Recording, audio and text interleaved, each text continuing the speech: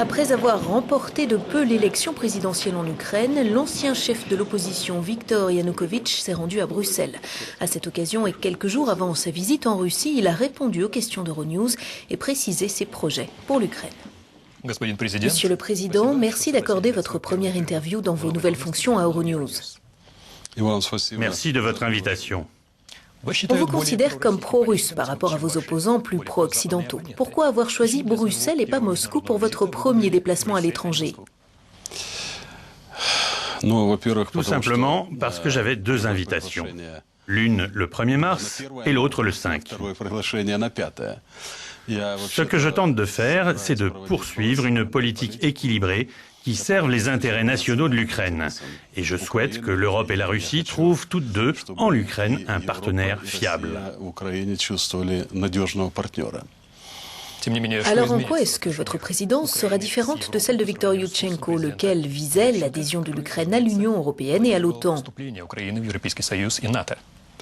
Je pense que nous allons clairement passer de la parole à l'action. Et c'est la principale chose que je vais changer.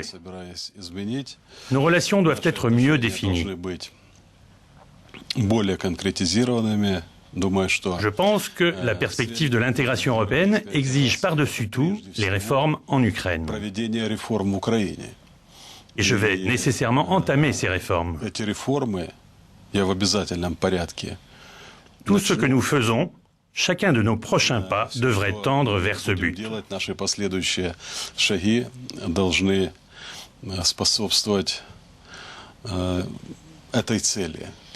Alors pardonnez-moi, mais est-ce que vous maintenez ou est-ce que vous rejetez l'objectif de rejoindre l'Union européenne et l'OTAN? Nous allons clairement poursuivre notre processus d'intégration européenne. Quant à une adhésion à l'OTAN, ce dossier n'est pas pour l'instant à notre ordre du jour. Il est difficile de dire quand cela aura lieu.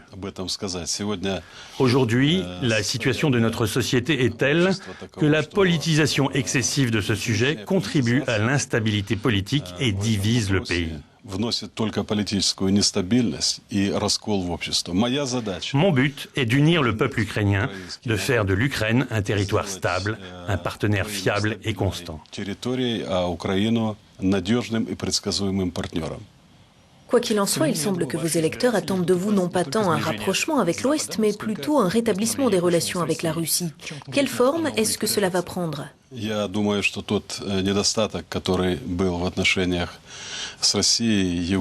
Je pense que nous devons désormais remédier aux déficiences qui ont marqué nos relations avec la Russie. Et les futures relations que j'entrevois entre l'Ukraine et la Russie sont celles de pays amis, des relations de partenariat, de bon voisinage, qui serviront les intérêts des peuples ukrainiens et russes.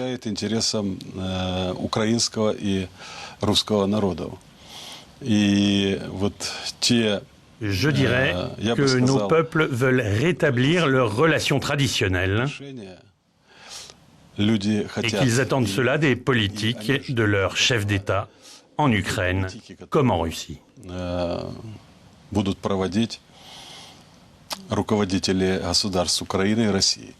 Alors quelles seront vos actions politiques pour améliorer ces relations? Par exemple, est-ce que l'Ukraine est prête à reconnaître l'indépendance de l'Abkhazie et de l'Ossétie du Sud? J'ai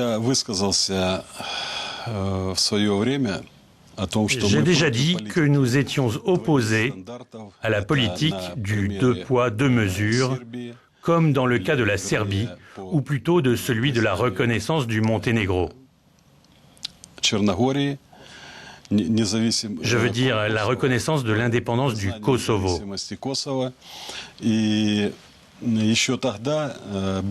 Déjà à l'époque, il était clair que les problèmes existants dans les zones de conflit gelées ne feraient qu'empirer.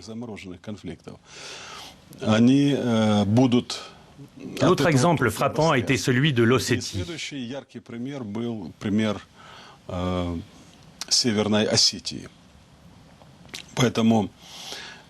C'est pourquoi mon point de vue est que nous devrions souligner de nouveau, et dès que possible, que les règles internationales, les règles qui s'appliquent à tous, ne devraient pas avoir d'exception.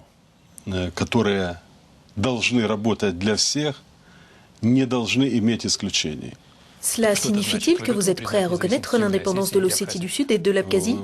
Actuellement, ce n'est pas à l'ordre du jour. Il y a un précédent qui aurait pu être évité. Néanmoins, cela a été permis.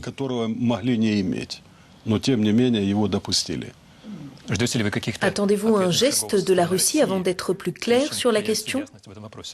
Je pense que ces questions seront discutées lors de ma visite en Russie. L'Ukraine voudrait-elle rejoindre l'union douanière qui est mise en place entre la Russie, le Bélarus et le Kazakhstan? Oui, mais nous n'en connaissons pas encore les règles. Nous ne comprenons pas quel rôle nous serions amenés à jouer. Et deuxièmement, l'Ukraine est à présent membre de l'Organisation mondiale du commerce. Or, si une telle alliance est possible, elle l'est seulement dans le cadre des règles de l'OMC. Cette question requiert bien évidemment une réflexion poussée. Nous devons évaluer et déterminer quels seraient les bénéfices d'une telle union pour nous et nos partenaires, et comment cela s'inscrirait dans le cadre de notre appartenance à l'Organisation mondiale du commerce. Je crois que si nous parlons de l'avenir, et nous souhaitons ardemment voir nos partenaires, la Russie, le Kazakhstan et le Bélarus, devenir membres de l'OMC, alors nous serons plus proches de cet objectif. Были членами Международной организации торговли, тогда это ближе будет к той цели, о которой мы говорим. Et concernant l'un des dossiers les plus conflictuels entre l'Ukraine et la Russie, les prix du gaz et les taxes de transit, espérez-vous avoir de meilleures relations avec Moscou que votre prédécesseur? Je suis certain que ce dossier sera à l'ordre du jour de ma visite à Moscou. Et nous aurons une réponse très rapidement.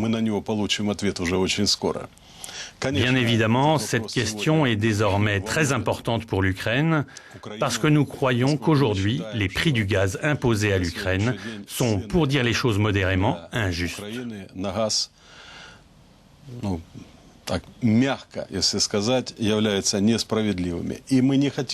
Et nous ne voulons pas bâtir des relations avec nos partenaires, avec la Russie, à partir de conditions aussi défavorables à l'Ukraine.